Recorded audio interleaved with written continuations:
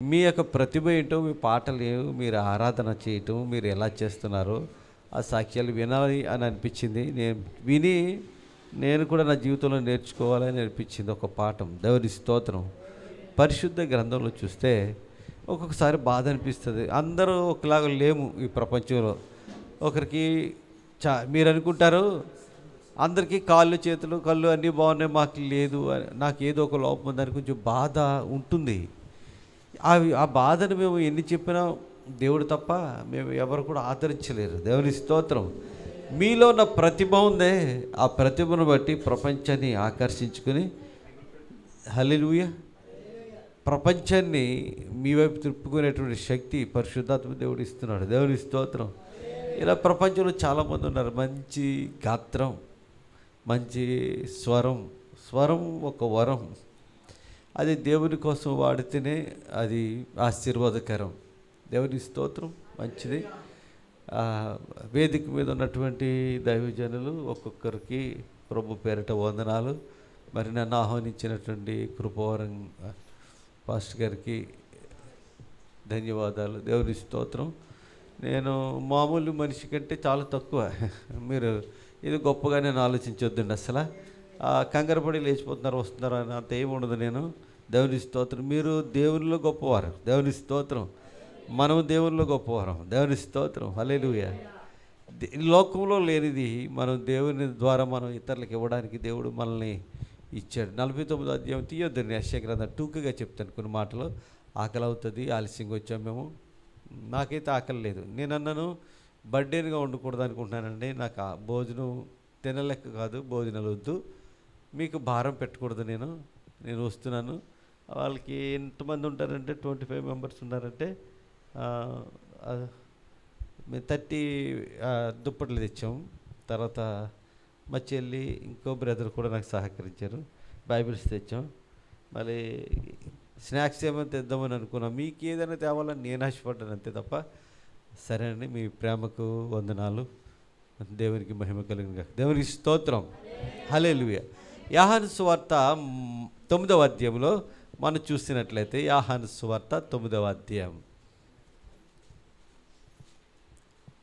ఈ ప్రసంగం అయిన తర్వాత కూడా ఇంకా మళ్ళా అయ్యగారు నన్ను ఒక మాట, ప్రసంగం అయిన తర్వాత కూడా చేద్దామంటున్నారు. వద్దు, నాకు మీరు పూలదండలు కానీ అవన్నీ ఖర్చు పెట్టకూడదు. అసలు దేవుని పనులు, దేవుని సేవకులు మీరు. నాకు సమయం ఇస్తే అదే పెద్ద నాకు సన్మానం. అదే ప్రభు అంటాడు. అది మళ్ళీ రిఫర్ చెప్తే ప్రసంగం వేరే అయిపోద్ది. యాకోబు బావి దగ్గర ఉన్నప్పుడు శిష్యులు త్వరగా ఎండలో ఎలా వచ్చి ఆయన అడుగుతారు, రండి భోజనం తెచ్చామంటే, మీకు తెలియని ఆహారం నాకు ఉన్నదంటారు. ఏమిటండి ఆహారం అంటే, దేవుని పని చేయటమే ఆయనకి భోజనము పానము అని వ్రాయబడింది. అదే నాకు భోజనము పానం. మీరు మంచి విందు ఇచ్చినట్టే వింటే. దేవుని స్తోత్రం కాక. హల్లెలూయా. సన్మానం గురించి మరొకసారి చెప్తున్నాను. దేవుని సేవకులైన మీరు మీ అందరి పాదాలు కడిగి మిమ్మల్ని సాలువతో కప్పి మిమ్మల్ని సన్మానిస్తే అది నా గొప్ప ఆధిక్యత. యేసయ్య చేశాడు. సామాన్యమైన పని కాదు అది. శిష్యులకు ఆయన చేశాడు. నేను నా సంఘంలో కొంతకాలం చేశాను. జనం ఎక్కువైపోవడం చేయలేకపోతున్నాను. దేవుని స్తోత్రం. మన వద్ద నుండి సేవకులు వెళ్ళాలి, సేవకులకు మనం సహకరించాలి. దేవుని స్తోత్రం. హల్లెలూయా. అత్యంత కృపవరం గారు కూర్చుంటే బాగుండు. దేవుని స్తోత్రం. వెల్కమ్ సార్, వచ్చి కూర్చోండి. ఇప్పుడు చదవండి. ఆయన మార్గమున పోవుచుండగా, మీరందరూ ఈ వాక్యం చాలాసార్లు విని ఉంటారు. పుట్టినప్పుడే అతనికి కళ్ళు లేవు. అటువంటి ఒక మనిషిని కనపడెను. ఆయన శిష్యులు, బోధకుడా, వీడు గుడ్డివాడై పుట్టుటకు ఎలాంటి క్వశ్చన్స్ ఉంటే ఈ లోకం తెలుసా అండి. మనల్ని పెద్ద గౌరవించేది పాస్టర్ గారు అంటేని. లేకపోతే మనకున్న లోపాలని ముందు పట్టుకుంటారు మనుషులు. శిష్యులు అడుగుతున్నారు, ఎవరిది లోపం, ఎవరిది పాపం, ఎవరు చేశారు, వీరి తల్లిదండ్రులా అని అడిగారు. ప్రభు ఒక అద్భుతమైన సందేశాన్ని ఇచ్చారండి. దేవునికి స్తోత్రం. హల్లెలూయా. దయగల దేవుడు. లేకపోతే ఈ లోకమంతా ఏమనుకున్నావు కదా, లోపం ఉంటే చాలు దానికి కారణాలు వెతుకుతారు కదా. పాపం ఆయన కాలు దెబ్బతలింది నడవలేకపోతున్నారని ఏమి జాలిపడ్డు. జాలి ఎవరికి ఉండదండి, దేవునికి మాత్రమే ఉంటుంది. ఆయన తండ్రి, పరమ తండ్రి, ముదిమి వచ్చే వరకు ఎత్తుకునేవాడు ఆయన. దేవుని స్తోత్రం కలిగిన గాక. అప్పుడు ఆయన ఏమన్నారు చూడండి, దయచేసి వెంటనే వీడైనను చెయ్యలేదు కానీ మళ్ళా చెప్పండి, దేవుని క్రియలు ప్రత్యక్షపరచుటకే. దేవునికి స్తోత్రం. మనమేమై ఉన్నామో ఆ పరిస్థితి నుండి దేవుని యొక్క మహిమ ప్రత్యక్షపరచడానికంట. దేవుని స్తోత్రం, హల్లెలూయా. దేవుని మహిమ పరచడానికి నేను ఎలా ఉంటే బాగుంటుందో నాకు తెలియదు, నా దేవునికి తెలుసు. ఒకవేళ దేవునికి ఇష్టమైతే నా చేయలేకపోయినా పర్వాలేదు, ఇది మహిమైతే, ఈ విధంగా మహిమైతే దేవుడు అలా చేసుకుంటాడు. దేవుని స్తోత్రం. అది మహిమ నిమిత్తమట. దేవుని స్తోత్రం కలిగాక. మనకి ఎవరో చాలామంది దాన్ని అనుకోవచ్చు, కానీ వాళ్ళకి తెలియదండి ఆధ్యాత్మికమైన. మనకు భౌతికమైన కళ్ళు కనిపించకపోవచ్చు, కానీ ఆధ్యాత్మిక మనోనేత్రాలు దేవుడు తెరిచాడు కనుక దేవుని చూడగలుగుతున్నాం. దేవుని స్తోత్రం, హల్లెలూయా. ఈ భౌతికమైన కన్ను లేకపోయినా పర్లేదు, కానీ అసలు కళ్ళుండి కూడా అసలు కానకుండా ఇష్టానుసారంగా జీవించే మనుషులను బట్టి దేవుడు చాలాసార్లు యెషయా గ్రంథంలో మాట్లాడుతున్నాడు. దేవుని స్తోత్రం కలిగాక. దేవుని కలిగి ఉండటం ఎంత గొప్ప సంగతి. యెహోవా తమకు దేవుడు కాగల జనులు ధన్యులు అని రాయబడింది. దేవుని స్తోత్రం కలిగాక. హల్లెలూయా. అంతే కదండి నా ప్రియమైన వారలారా. ఆ మార్కు సువార్తలో ఒక ఆయన ఉన్నారు, ఆయన కూడా ఒక విషయం చెప్తున్నాను. ఎందుకో మాట చెప్పాలనిపించింది. నేను కారులో వస్తున్నప్పుడు ప్రభా సహాయం చేయండి అంటూ, ఏం మాట్లాడాలి నీ బిడ్డలకితో, ఏం మాట్లాడాలి, నువ్వు మాట్లాడితే ఆదరణ కలుగుతుంది, నీ మాటే కదా కావాల్సింది అని మాట్లాడుతూనే వచ్చాను ప్రార్థన చేసుకుంటూ. ఈ మాటకు నాకు గుర్తొచ్చింది. మార్కు సువార్త మీకు అందరికీ తెలుసు, చాలాసార్లు చదువుంటారు. హల్లెలూయా. 10వ అధ్యాయము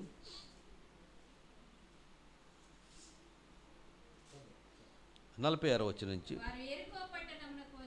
వచ్చిరి బహుజన సమూహముతోను, చాలా జనమైన వెంబడిస్తూ ఉండగా, తీమయి కుమారుడగు బర్తిమయి అనే గుడ్డి భిక్షకుడట. తీమయి అనే మాటకు హీబ్రూ పదంలో శ్రేష్ఠుడు అని అర్థం. ఆ శ్రేష్ఠుని యొక్క కుమారుడు ఎవరండి? గ్రుడ్డివాడట. గ్రుడ్డివాడి కానివ్వండి, లోకంలో చాలా ఎవరికి లేనండి అత్యున్నతమైనటువంటి ఆశీర్వాదం ఆయనకు ఉందండి. దేవుని స్తోత్రం. ఆయన ఏం జరిగిందంటే, జనాలందరూ వెళ్ళిపోతూ ఉంటే ఆయన ఏమన్నాడంటే, ఎప్పుడైతే దేవుని గురించి తెలుసుకున్నాడో విని, దావీదు కుమారుడా యేసు నన్ను కరుణింపమని కేకలు వేశాను. దేవుని స్తోత్రం కలిగాక. వాచ్ ఎక్కడన్నా చూస్తున్నాను నేను, అస్తమానం ఫోన్ చూసుకోలేక. టైం ఎంత అయిందో ఎవరైనా సహాయం చేయండి దయచేసి. ఆకలేస్తుంది, ఒకవేళ రెడీ అయితే చెప్పేయండి. ఏమండి 12? ఓకే 1 గంట లోపలనే ముగించడానికి ప్రయత్నం చేస్తున్నామా? హల్లెలూయా. అతడు ఎవరని తెలిసినప్పుడు వెంటనే గట్టిగా స్వరం ఎత్తి ఎంతో ఆతృతగా అరుస్తున్నాడు గట్టిగా, దావీదు కుమారుడా. ఆయన ఏమని చెప్పారు? యేసు అని చెప్పారు. ఈయనేమంటున్నాడు? దావీదు కుమారుడా. హల్లెలూయా. దేవుని స్తోత్రం. దావీదు కుమారుడా నన్ను కరుణించు అని కేకలు వేశాను. దేవుని స్తోత్రం. ఆయనటండి వెంటనే దిగ్గున లేచాడట. లేచిన తర్వాత ఆ బట్టను పారవేశాడట. ఎప్పుడైతే నీలో దేవుని యొక్క రక్షణ నీకు వచ్చిందో, ఎక్కడైతే నీవు దేవుని యందు నువ్వు నమ్మిక ఇచ్చావో, వెంటనే నీలో ఉన్న ప్రతి పాత విధమైనటువంటి ఆ యొక్క భ్రష్టత్వం సంబంధించినటువంటి తీసివేసుకోవాలి. దేవుని స్తోత్రం కనుక అప్పుడు మళ్ళా దేవుడు బ్రాండ్ న్యూలుగా క్రొత్తగా మళ్ళీ క్రొత్త జీవితాన్ని దేవుడు ప్రసాదిస్తాడు. మామూలుగా కాదు. మనం ఎటువంటి పరిస్థితిలో ఉన్నప్పటికీ, బలహీనంగా ఉన్నప్పటికీ, లేకపోతే కాళ్ళు లేకపోయినప్పటికీ, చేతులు లేకపోయినప్పటికీ, కళ్ళు లేకపోయినప్పటికీ దేవుడు ఒక ప్రత్యేకంగా మనల్ని వాడుకుంటాడండి. దేవుని స్తోత్రం కనుక. ఎందుకో తెలుసా? అది దేవుని యొక్క శక్తి. దేవుని స్తోత్రం. హల్లెలూయా. అందుకే ఆయన అంట, ఆయన ఇంకా బాగు చేయలేదు కళ్ళు. ఈయన ఏం చేశాడండి, వాళ్ళు కొంతమందిని తీసుకొచ్చారు కూర్చోబెట్టి, ఈయనకి ఏం పనికి వస్తాడులే అని చెప్పేసి అడుక్కోవడానికి చిల్లర పెట్టి భిక్షకుడు అని పేరు పెట్టినాడు ఆయన. చాలామంది తెలంగాణలో చూస్తాను పేర్లు ఏంటో తెలుసండి, భిక్షపతి. భిక్షపతి అంటే ఏంటి తెలుసా? అడుక్కునే వాళ్ళందరికీ కూడా ఆయనంట భర్త, గొప్పవాడని, పైవాడని, లేకపోతే భర్త అని కూడా అర్థం. ఇటువంటి భయంకరమైన పేర్లు మనుషులకు కూడా చాలా రకరకాల నిత్యమైన పేర్లు, పెంటయ్య లేకపోతే రకరకమైన పేర్లు ఉన్నాయి. కానీ ఇప్పుడు పాస్టర్ గారు చెప్పారు చూడు, ఎంత మంచి పేర్లు పెట్టారు కదండి. మంచి పేరు కలిగి ఉంటాడు, పెట్టుకోవడానికి కూడా ఉండేది కదా పూర్వం. రకరకాల చెత్త పేర్లు అన్నీ పెట్టారు మనుషులకి. కులాలు, మతాలు ఇవన్నీ కూడా మనుషులు విభజించారు. అయినప్పటికీ ఏదైనా ఒక వాక్యాలు ఉన్నప్పుడు చాలా అందరు కూడా నెట్టివేస్తారు. ప్రజలు నెట్టివేస్తే దేవుడు హక్కుని చేర్చుకుంటాడు. దేవుడి స్తోత్రం. ఒకవేళ మన వాళ్ళే మనల్ని నెట్టివేస్తే, తక్కువగా చూస్తే, అదే ఒకవేళ వాక్యాల వల్ల అతన్ని దూషిస్తే దేవుని దూషించినట్టే. దేవుని స్తోత్రం. ఎందుకంటే సృష్టికర్తను నిందించినట్ట. దేవుని స్తోత్రం కలిగిన కాక ఈయన ఏం చేశాడు, కేకలు ఎక్కువగా కేకలు వేస్తే ఆయన ఏం చేశాడటండి, ఆయన అప్పుడు యేసు ఆయన దావీదు కుమారుడా కరుణించు అని అడిగితే ఆయన ఏం చేశాడంటే యేసు నిలిచిపోయాడట. ఒక సాధారణమైనటువంటి వ్యక్తి, నాకు సమాజంలో పెద్ద గౌరవం లేదు, సమాజంలో నేను గొప్పవాడిని కాదు అని ఇప్పుడు అనుక్షణము తన మనసును కుదించుకుంటూ వస్తూ ఉంటారు. అందుకే దేవుడు చూస్తాడు, వాళ్ళని ఇచ్చిస్తూ వస్తాడు. దేవుడి స్తోత్రం. అన్నీ బాగుంటే కళ్ళు మీదకెక్కి ఎలా పడితే అలా జీవిస్తున్నారు కదండి. ఒకవేళ ఏదో ఒక లోపం ఉంటే దేవుడు పరలోకం తీసుకెళ్ళటం కోసం, అనేకులకు ప్రకటించడం కోసం, ఇంకా ఆయన పని చేసుకోవడం, సాధనంగా ఉండడం మహిమ నిమిత్తం చేశాడేమో. దేవుని స్తోత్రం. ఆయనకి అసాధ్యం కాదు అండి. మనకి ఏం కావాలో అవన్నీ కూడా ఆయన ప్రొవైడ్ చేసి మన బలపరిచి నడిపించగల సమర్థుడు. దేవుని స్తోత్రం. ఎంతటే ఆయన నిన్ను పిలుచుచున్నాడు లెమ్మని వాళ్ళు. ఇంతకీ యేసు అక్కడ నిలిచి వాని పిలువడని చెప్పాను. ఒక సాధారణమైన మనిషి, చాలా వేల కొలది మనుషులు ఆయన వెంబడిస్తున్నా సరే ఆ పిలుపు ఆయన విన్నాడు. మన యొక్క ఎంతమంది గొప్పవాళ్ళు ఉండొచ్చు కానీ నువ్వు మనస్సారా ప్రభుని పిలిస్తే, ప్రార్థిస్తే ఆయన ప్రయాణం ఆపేసి ఆగిపోయాడట. మామూలు విషయం కాదండి. ఒక కలెక్టర్ ఆగమంటే ఆగడు, సీఎం మీకోసం ఆగాడంటే ఎంత హ్యాపీ అయిపోతాం కదా. ఈ సకల సృష్టికి కారణభూతుడైన దేవుడు నీ పిలుపుకి ఆగిపోయాడట. దేవుని స్తోత్రం. యెహోషువ ఉన్నాడు కదా, ఆయన సూర్యుడాని అయ్యోనులోను, చంద్రుడాని గిబియోను లోయలోను ఆగు, నిలిచిపో, యుద్ధం జరిగే వరకు నువ్వు కదలకో, ఆగో అన్నాడంటే. ఒక మనిషిని మాట విని సృష్టిని స్తంభింప చేసినట్టు యెహోషువను బట్టి ఆ యొక్క సృష్టి ఆగిపోయింది, నిలిచిపోయిందట. కానీ యెహోషువ కంటే గొప్పవాడు ఎవరో తెలుసాడు? ఈయన. ఎందుకో తెలుసా? ఆ సృష్టిని చేసిన సృష్టికర్తనే నిలిపేశాడు. దేవుని స్తోత్రం చెప్తాం. అందుకనే గుండెలో ఉన్నటువంటి ఆతృత, మనలో ఉన్నటువంటి ఆ యొక్క దేవుని మీద ఉండేటువంటి అపారమైనటువంటి నమ్మకం, ప్రేమ ఏం చేస్తుందో తెలుసని దేవుని నిలబెట్టేస్తుందట. వెంటనే ముందే చేశాడు. ఏం చేశాడు?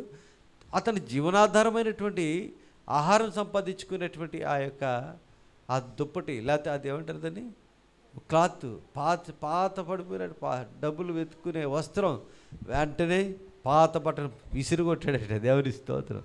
మీరు ఎప్పుడైనా చూసారా? షాప్కి వెళ్ళామనుకోండి, మార్నింగ్ ఆగండి అంటారు. వాళ్ళకి నచ్చిన వాళ్ళకి అమ్ముకుంటాడు. ఫస్ట్ నువ్వు ఆగబోయా, కొంచెం ఆగు అని పూజలు చేసుకుంటాడు. ఆ సొరుగు తీస్తాడు, కొంచెం అగరబత్తి పెడతాడు. ఆ ఎందుకు తెస్తే డబ్బులు ఇందులో ఆడతారు కదా, ఇది ఎంతో విలువైంది అనుకుంటాడు. షాప్లో మనం చూస్తూ ఉంటాం. ఇది మనకి లాభాన్ని ఇచ్చేది లేకపోతే ధనం దాచుకునేదని ఆ సొరుగుల లోపల కూడా కొంతమంది సాంబార్ని పొగలేస్తారు. ఎంతగా అతని ఆధారమైంది లేకపోతే డబ్బులు ఏదైతే వస్తాయో, ధనం ఏదో వస్తుందో ఆ ప్రాంతాన్ని పూజ చేసుకుంటారు. అది చాలా గొప్పగా చెప్తారు.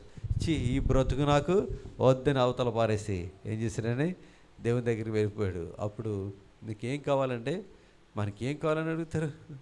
ఆయనకి దృష్టి అడిగినప్పుడు దేవుడు ఇచ్చాడండి. నా ప్రియమైన దేవుని బిడ్డలారా, ఇప్పుడు దృష్టి మనకిస్తే ఎంత సాక్ష్యమో కదా. అయినప్పటికీ ఏమో మన విశ్వాసం, మన యొక్క దేవుడు గొప్పవాడు అయినప్పటికీ చేయొచ్చు. ప్రభా గొప్ప కార్యము చేయమని మనం అడగాలి. దేవుని స్తోత్రం కనుక ఏ విధంగా దేవుడు వాడుకుంటాడో అలా వాడుకోమని అడగాలి. దేవుని స్తోత్రం కనుక హల్లెలూయా. నేను ఈ చూస్తూ ఉంటే నాకు యెషయా గ్రంథంలో ఒక మాట జ్ఞాపకం వచ్చింది. అది యెషయా గ్రంథం హల్లెలూయా. దేవుడు మన జీవితాల్లో మనమే ఇబ్బందుల్లోనూ కష్టాల్లో ఉన్నామని మనం అనుకుంటుంటే దేవుడు ఏం చేశారో తెలుసని మన అనేకులకు ఆశీర్వాదకరంగా ఉంచాడు. యెషయా గ్రంథం 49వ అధ్యాయంలో ఉంటాడు. ఆయన ఏమంటాడంటే హల్లెలూయా, యెహోవా ఇలాగ సెలవిచ్చుచున్నాడు, అనుకూల సమయం ముందు. చాలా కాలం నువ్వు ప్రార్థించుండొచ్చు. ఆయన సమయం ఒకటి ఉంటుంది. నీ మొర ఆలకించి నీకు ఉత్తరం ఇచ్చి తిని రక్షణ దినమందు నిన్ను ఆదుకుంటుని. ఆదుకోవడం అంటే మామూలు విషయం కాదండి. దేవుడు ఆదుకుంటే హల్లెలూయా. ఎలా ఆదుకున్నాడో చాలా విషయాలు చెప్పాల్సి ఉంది. అయితే బయలువెళ్ళుడని బంధింపబడిన వారితోనే అంటే ఏంటి, బంధించేసిన వాళ్ళని అరెస్ట్ చేసిన వాళ్ళందరినీ బయటకు నడండి అని చెప్పే పవర్ మనకి ఇచ్చాడండి. దేవుని స్తోత్రం. ఒకవేళ దెయ్యాల్లో చేత బంధింపబడిన వారు, వ్యాధిగ్రస్తులు, అనేకమైన ఇబ్బందులు ఉన్నవాళ్ళు వాటి ఆ యొక్క సంఖ్యల నుండి బయటికి రండి అని చెప్పడానికి దేవుడు నీకు సేవకునిగా ఇచ్చిన శక్తి మామూలు విషయం కాదండి. ఇంకా చెప్తున్నట్టు చూడండి అక్కడ 49 చెప్పుచు దేశాన్ని చక్కపరిచి మనకే లేదంటే పంచిపెట్టడానికంట. నేను ఎలా వచ్చిందంటే నిబంధనగా నియమించి తిని. You are not ordinary. నువ్వు మామూలు విషయం కాదు. దేవుని దగ్గర ఉన్నావు, దేవుని చెంతనున్నావు. దేవుని వాక్య నిధులు పంచడానికి దేవుడు మిమ్మల్ని ఇచ్చాడండి. దేవుని స్తోత్రం. ఎవరైనా మనకి ఏదైనా చిన్న సాయం చేస్తే చాలా సంతోషపడతాం కదా. కానీ ఈ చిన్న సాయం కాదండి వాక్యం అంటేని. వాక్య నిధులు విభాగించి పంచి పెట్టడానికి రాత్రనక పగలనక ఎండనక వానకనక శ్రమించే వారి పాదములు సియోను పర్వతం మీద సుందరములు అంట. దేవునికి స్తోత్రం. లేఖనంలో వ్రాయబడింది, మీ యొక్క పాదాలు వీధుల్లో నడిస్తే ఈ లోకంలో అపహాస్యించి ఉండొచ్చు, కానీ దేవుని దృష్టికి ఎంత సుందరములో తరచు చూస్తారని. దేవుని స్తోత్రం గాక. అది ప్రపంచానికి తెలియదు. దేవుని స్తోత్రం గాక.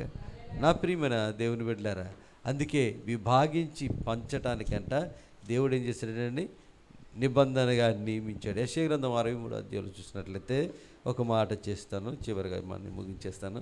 యెహోవా మన కొరకు చేసిన వాటిని బట్టి యెహోవా కృపాతిశయమును యెహోవా స్తోత్రములను గానము చేతును. అది వాత్సల్యం అంటే కరుణ.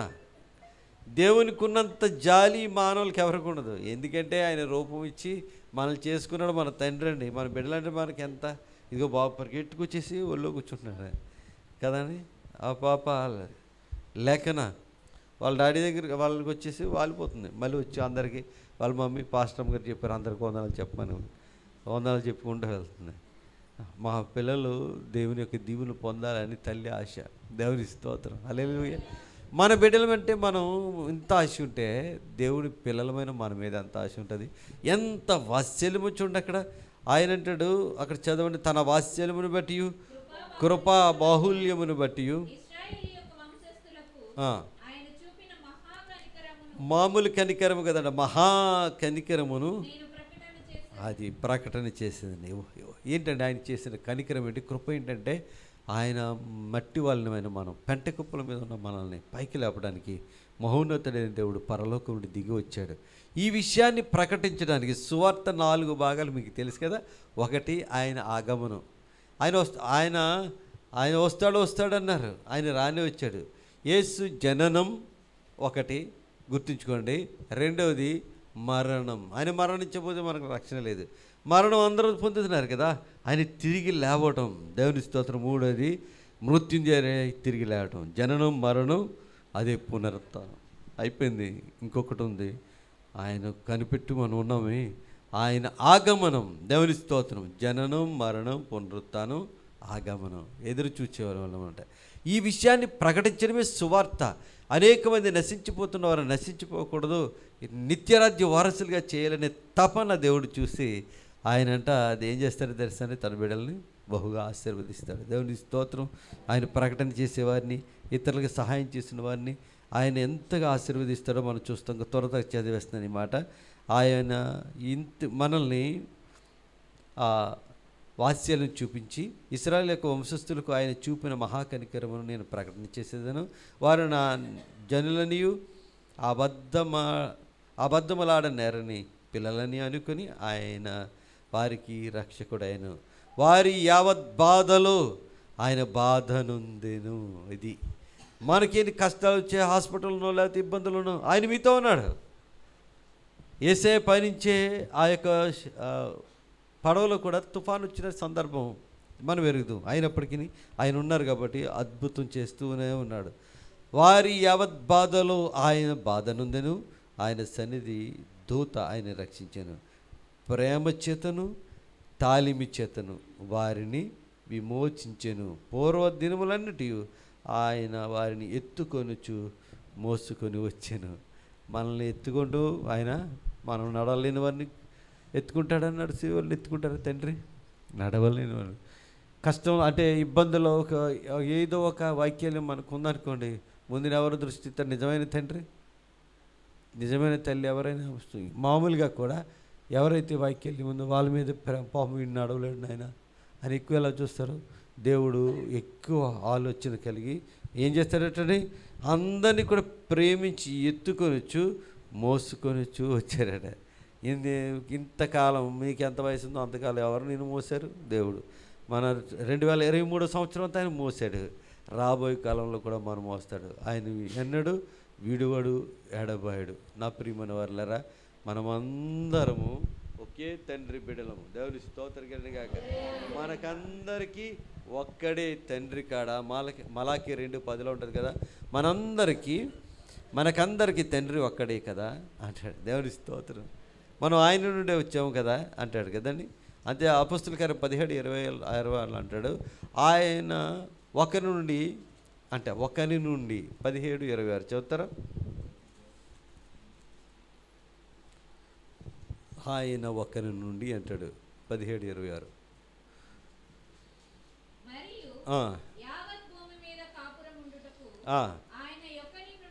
ఒక్కరిలో నుండి ఆదాములో నుండి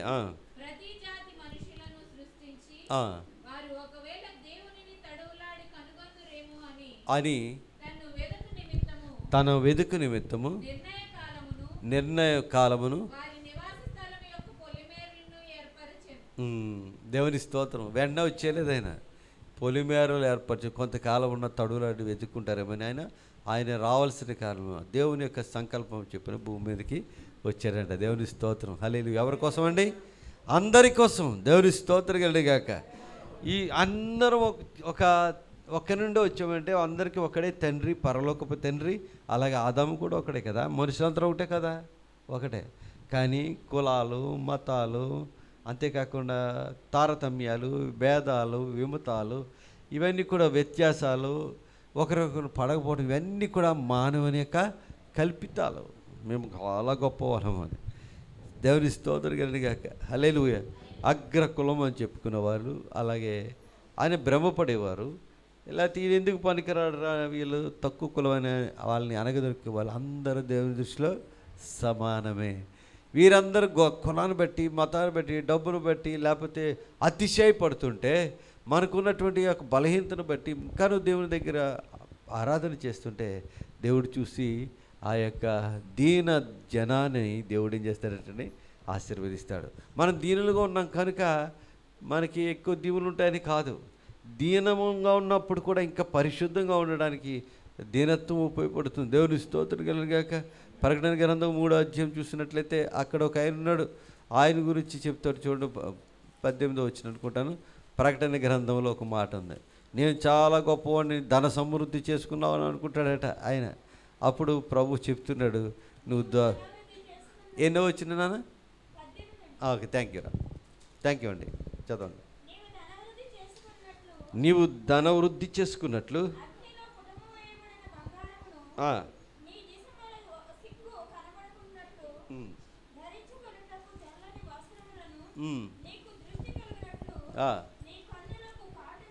ఆ, నా యొద్ద కొనుక్కొనమని ఆ, నీకు బుద్ధి చెప్పుచున్నాను. ఆ. నేను ప్రేమించు వారినందరినీ గద్దించి శిక్షించుచున్నాను. కనుక నీవు ఆసక్తి కలిగి ఇంకా పైకి వచ్చేస్తే ఇంకా అక్కడ నీవు దౌర్భాగ్యుడవను. ఇంకా 4వ వచ్చిన నుంచండి అక్కడి నుంచి వచ్చేదాం. నీవు దౌర్భాగ్యుడవును, ఉమ్, దిక్కుమాలిన వాడవును, ఉమ్, దరిద్రుడవును, ఉమ్, వృద్ధివాడవును, ఉమ్, దిగంబరుడవై ఉన్నావని ఎరుగక ఉమ్. నేను ధనవంతుడను. ఇప్పుడు ఈ లోకంలో ధనవంతులు అవయవాలు అన్ని బాగున్న వాళ్ళ గురించి ఎంత చక్కగా చెప్తున్నారు చూడండి. చదవరా. ధనవృద్ధి చేసి నేను చాలా డబ్బు నాకు ఉంది. ఉమ్, ధనవృద్ధి చేసి ఉన్నాను. త్వరగా. నాకేమీ కొదువలేదని నాకేమీ చెప్పుకుంటున్నావు. కొదువు లేదని చెప్పుకుంటున్నాడట. నీవు ధనవృద్ధి చేసుకున్నట్లు ఆ. అగ్నిలో కూటం వేయబడిన ఓకే ఓకే. ఇంకా పైన చూసినట్లయితే ఆయన తమ వస్త్రములను అపవిత్రపరుచుకున్న కొందరు సార్దీసులో నీ యొద్ద ఉన్నారు. వారు అర్హులు కనుక తెల్లని వస్త్రములు ధరించుకొని నాతో కూడా సంచరించెదరు అంటాడు. దేవుని స్తోత్రం. అయితే నా ప్రియమైన సార్దీసు ఉన్న సంఘాన్ని గురించి చెప్తూ ఉన్నాడు. దేవుని స్తోత్రం కలిగిన గాక. హల్లెలూయా. నా ప్రియమైన వారు ఈ యొక్క సంఘం మరలా ఈ యొక్క సంఘంలో ఏం చెప్తున్నాడంటే, నువ్వు దౌర్భాగ్యుడు, నువ్వు చాలా ధనవంతుడు నువ్వు అనుకుంటున్నావు, కానీ నువ్వు దౌర్భాగ్యుడు అంటున్నాడు. దేవుడి స్తోత్ర నువ్వు వెచ్చగానే ఉండాలి, చల్లగానే ఉండాలి అని చెప్తున్నాడు. దేవుడి స్తోత్రం. నీవు దౌర్భాగ్యుడు, దిక్కుమాలినవాడు, దరిద్రుడు అన్నాడు. ఎవరు దిక్కుమాలిన అంటే డబ్బున్నవారు. నాకేంటి ఎమ్మెల్యే, నాకేంటి మినిస్టర్ అనుకుంటున్నా, వాళ్ళ దిక్కుమాలిన వాళ్ళు.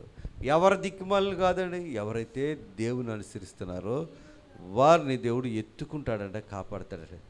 ఇంతకీ లోకంలో ఉన్న వాళ్ళందరూ ఇటువంటి దిక్కుమాలిన వాళ్ళు నీ ధనవృద్ధి చేసుకున్నట్లు అంటున్నాడు.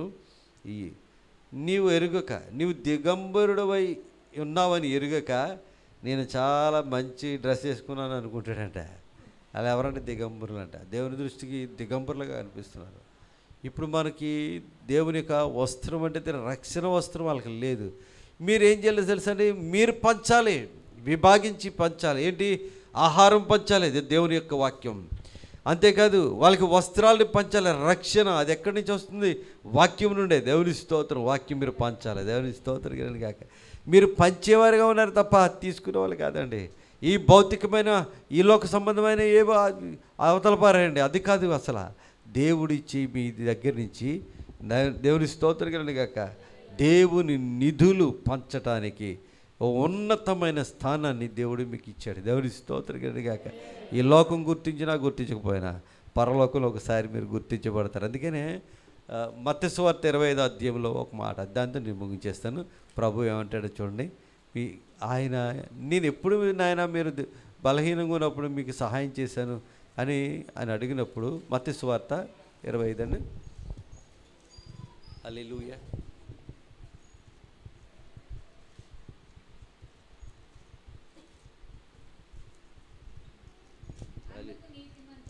ఎన్నో వచ్చిర్రా? ఓకే ఓకే, చదవండి. అందుకు నీతిమంతులు, ప్రభువా, ఎప్పుడు నీవు ఆకలిగొని ఉండుట చూచి నీకు ఆహారం ఇచ్చితిమి, నీవు దప్పుగొని ఉండుట చూచి ఎప్పుడు దాహం ఇచ్చితిమి, ఎప్పుడు పరదేశివై ఉండుట చూచి నిన్ను చేర్చుకొంటిమి, దిగంబరువై ఉండుట చూచి బట్టలిచ్చితిమి, ఎప్పుడు రోగివై ఉండుట అయినను చెరసాలలో ఉండుట అయినను చూచి నీ యొద్దకు వచ్చితమని ఆయనను అడిగెదరు. దేవుని స్తోత్రం. హల్లెలూయా. ఇంక ఇది సింపుల్గా చెప్తున్నాను. ఆయన వచ్చేస్తున్నాడు. వచ్చిన తర్వాత ఆయన రెండవ రాకడలో కుడివైపు గొర్రెలను ఎడమ పైన ప్రక్కన మేకలు ఉంటాయట. అంటే విభాగిస్తాడట. గొల్లవాడు వేరుచినట్లుగా వేరు చేసి ఆయన కుడివైపు ఉన్నవారిని చూసి, లోకం నా యొక్క యెహోవాను ఆశీర్వదింపబడిన వాళ్ళారా రండి, లోకం పుట్టినది మొదలుకొని మీకోసం ఏర్పాటు చేసిన ఆ యొక్క నిత్య రాజ్యాన్ని స్వతంత్రించుకోండి అని చెప్పి, ఆయన ఏమంటే నాకు ఆకలితో ఉన్నాను, నువ్వు నాకు ఆహారం పెట్టావంటాడట. ఏంటి? పరమ తండ్రి ఆకలితో ఉన్నాడా? ఆయన ఆకలి తీర్చడం అంటే తెలుసండి, వాక్య నిధులు పంచిపెట్టడం, వాక్య ఆహారాన్ని పంచిపెట్టడం. అనేక మేరకు మీరు పంచారే, అదే మీరు ఆకలి తీర్చారని దేవుడు అభినందిస్తాడని దేవుడు. దేవుని స్తోత్రం కాక. నాకు వస్త్రహీనుడై ఉండగా నువ్వు నాకు వస్త్రం ఇచ్చావు. ఎవరికి ఇచ్చావండి? మనం వస్త్ర రక్షణ వస్త్రం ఎలా వస్తుంది? భౌతికమైన వస్త్రాలు కూడా మంచిదే, ఇతరులకి ఇవ్వాలి, సహాయం చేయాలి. అంతకు మించి ఇది చాలా ఉన్నతమైన పని, దేవుని పని. దేవుని స్తోత్రం, హల్లెలూయా. దేవుని మాటలో, దేవుని వాక్యంలో జీవం ఉంది. దేవుని వాక్యం చదివితే మనం బ్రతుకుతాం, దేవుణ్ణి నమ్మితే మనం బ్రతుకుతాం, నిత్య జీవం ఉంటుంది. దేవుని నా ప్రియమైన వాళ్ళారా, ఈ వాక్యాన్ని మీరు పంచుతున్నారు. అందుకనే దేవుడు మిమ్మల్ని ఈ విధంగా అభినందించబోతున్న రోజు. అందుకనే కొన్ని కష్టాలు వచ్చాయని, ఇబ్బంది వచ్చిందని ఎప్పుడు నేను ఎందుకు ఇలా సృజించాను ఆయన అని అడగొద్దండి. మీరు బాగున్నారు మీకేంటి అంటారు. బాగున్న వాళ్ళందరికీ బలహీనలు మీకు తెలియదు. దేవుని స్తోత్రం. పైకి బాగుండొచ్చు, అంత లోపల ఉన్నటువంటి అవయవాలు ఎలా ఉన్నాయి మీకు తెలుసా? చాలా చక్కని డ్రెస్ వేసుకుని, షూట్ వేసుకుని కూర్చున్నా కిడ్నీలు బాగలేని బాగున్నారు, హార్ట్ బాగున్న చాలామంది ఉన్నారు. భౌతికంగా ఎవరికి అందరికీ అన్ని లోపాలు ఉన్నాయి, మనకు కనిపించవు. ఎన్ని లక్షలు ఖర్చు పెట్టినా రాదండి. కానీ ఒకటి, ఎవరు బాగున్నా బాగోపోయినా భౌతికంగా మనగా ఉన్న ఆత్మీయంగా దేవుని తెలుసుకుంటే నిత్య రాజ్యము దేవుడు మనకి ఇస్తాడు. ఈ పని ఎవరు చేస్తున్నారు? మీరు చేస్తున్నారు. యెషయా గ్రంథం 55 అధ్యాయంలో 10వ వచనంలో ఉంటుంది. ఏమని తెలుసా? మీరు ప్రకటించు వాక్యము పైనుంచి వచ్చే వర్షం లాంటిదట. అది భూమి మీద పడి మొలకెత్తకుండా అది భూమిని పంట పండించేయడానికి, అలాగే జంతువులకు, పశువులకు ఆ యొక్క గడ్డినివ్వడానికి, ఆకులనివ్వడానికి, కూరాకులనివ్వడానికి, మనకు పంటనివ్వడానికి, ఎలాగైతే వర్షం పడిన తర్వాత ఎలాగ అభివృద్ధి చెందుతుందో ప్రకటింపబడిన నా వాక్యం కూడా అలాగే ఉంటుంది అన్నాడు. దేవుని స్తోత్రం. కొన్నిసారి ఏంటో ఇక్కడికి వచ్చి చెప్తున్నాను ఎలా అవుతాను కానీ అన్నా కానీ లోపల గుచ్చుకుంటుంది. నేను ప్రయాణంలో అక్కడెక్కడ కూడా నేను ఎప్పుడు కూడా ఒకరిద్దరికి కూడా చెప్తూనే ఉంటాను. దేవుని స్తోత్రం. ఈ వాక్యాన్ని గురించి ఒక ఆయన అంటాడు, సఫిషియన్సీ ఆఫ్ స్క్రిప్చర్ అంటారు, అంటే సంపూర్ణమైన లేఖనం. దేవుని స్తోత్రం. ఈ లేఖనం మనల్ని నడిపిస్తుంది, బ్రతికిస్తుంది. బాధల్లో ఇదే మనకి నెమ్మది కలిగిస్తుంది. మన జీవితానికి కావాల్సింది ఏదని ప్రొవైడ్ చేస్తుంది. ఓ పెద్ద షాప్లోకి వెళ్ళామనుకోండి, మెగా స్టోర్స్ ఉంటాయి. అందులో గోల్డ్ కొనుక్కోవచ్చు, చెప్పులు కొనుక్కోవచ్చు, చేపలు కొనుక్కోవచ్చు, కూరగాయలు కొనుక్కోవచ్చు, డ్రెస్ కొనుక్కోవచ్చు, టోపీలు కొనుక్కోవచ్చు, స్పెడ్స్, ఎవ్రీథింగ్ దొరుకుతుంది. కానీ ఏదో దొరకదు ఉండొచ్చు. కానీ దేవుని లేఖనంలో అన్నీ దొరుకుతాయి. ఆయన సన్నిధిలో మనకు దొరుకుతాయి. 96 కీర్తనలో వ్రాయబడింది. బలము, సౌందర్యము అన్నీ కూడా దొరుకుతాయి దేవుని దగ్గర. అందుకే ఈ వాక్యాన్ని మన హృదయంలో దాచుకోవాలి, పారాయణం చేయాలి, ప్రార్థన చేయాలి, అంతేకాదు ప్రకటించాలి. దేవుని స్తోత్రం, హల్లెలూయా. యెషయా గ్రంథంలో ఒక మాట ఉంది, ఆ మాట ముగించేస్తాను. మనల్ని జీవిత పరమార్థం గురించి ఒక్క మాట. యెషయా గ్రంథం 43వ అధ్యాయంలో 7వ వచనంలో మనల్ని ఎందుకు సృజించాడో చెప్తున్నాను చూడండి. ఒకటి, అక్కడ ఎందుకునైనా ఈయన ఇలా సృజించావు, లేకపోతే ఎందుకునైనా ఇతను గుడ్డివాడిగా ఉన్నాడు అని అడిగితే నా మహిమ నిమిత్తం అన్నాడు కదా. ఇక్కడ కూడా చూడండి, యెషయా మనుషులందరినీ కూడా ఎందుకు సృజించాడంటే నా మహిమ నిమిత్తము, నేను సృజించిన వారిని, నా నామము పెట్టబడిన వారందరినీ, హల్లెలూయా, అప్పుడు పరలోకానికి తీసుకొస్తాడట. ఎందుకంటే మనల్ని సృజించారు చెప్పండి? మహిమ నిమిత్తం. ఎందుకమ్మా? ఒకవేళ బలహీనంగా ఉన్నవాది దేవుని మహిమ నిమిత్తం. ఆయన అంటాడు, నువ్వు పానం చేసినప్పుడు లేకపోతే ఆహారం తిన్నప్పటికీ దేని నిమిత్తం అంటండి? మహిమ నిమిత్తం చేయాలట. మనం ఎందుకు పుట్టామటండి? మహిమ నిమిత్తమే. 21వ వచనం కూడా చెప్తారు, నా నిమిత్తము నేను నిర్మించిన జనులు స్తోత్రమును ప్రచురపరచుదురు. దేవుని స్తోత్రం కలిగాక. పేతురుపత్రికలో కూడా ఒక మాట ఉంటుంది, అదేంటి తెలుసా? నేను ఎన్నుకున్నటువంటి జనాంగము, మీరు రాజులను యాజకులనై ఉన్నారు. You are a chosen generation అంటుంది. అంటే మీరు ఎన్నుకొనబడిన జనాంగం. ఎమ్మెల్యేని మనం ఎన్నుకుంటాం, ఎన్నికలేని మనల్ని దేవుడు ఎన్నుకున్నాడట. మనకు వేసాడు ఓటు దేవుడు. దేవుని స్తోత్రం కలిగాక. హల్లెలూయా. ప్రొలాంగ్ చేయనండి, అది ముగించేస్తున్నాను. అయితే నా ప్రియమైన దేవుని బిడ్డలారా, మీరు ఎన్నుకొనబడిన వారు. దేవుని యొక్క అభిషేకం మీద ఉంది. అభిషేకం గురించి మాట్లాడితే మీరు ప్రతిష్ఠితులు. ప్రతిష్ఠ అన్న మాటకి అర్థం ఏంటంటే తెలుసా? దేవుడు దైవ నియామకం, ఆర్డైన్డ్ బై గాడ్, దేవుని చేత నియమించబడిన. You are not ordinary. మీరు మామూలు వాళ్ళు కాదు, గొప్పవారు. అందుకే మిమ్మల్ని సన్మానించాలి. నా ప్రియమైన వాళ్ళరా, నాకు ఈ సమయం ఇచ్చినటువంటి కృపావరం గారిని, అలా వేదికను అలంకరించిన వారిని, కూడిన బిడ్డలందరికీ కూడా వందనాలు తెలియజేస్తూ ఈ మాటలు ముగిస్తున్నాను. ప్రభు మిమ్మల్ని దీవించి బలపరిచి రాబోయే కాలంలో బహుబలంగా దేవుని కొరకు వాడబడినట్లు కృప చూపును గాక. థ్యాంక్ యూ అండి. Thank you everybody. దేవునికి స్తోత్రం.